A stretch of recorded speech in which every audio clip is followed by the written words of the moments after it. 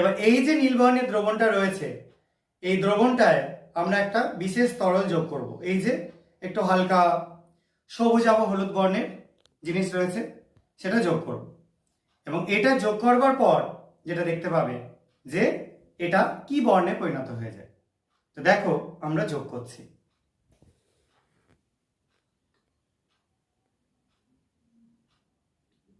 এবং একটু একটু করে চেক করছি।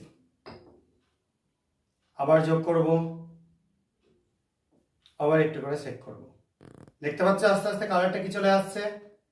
এই যে কালারটা চলে আসছে, এটা একরকম চকলেটের মতো কালার।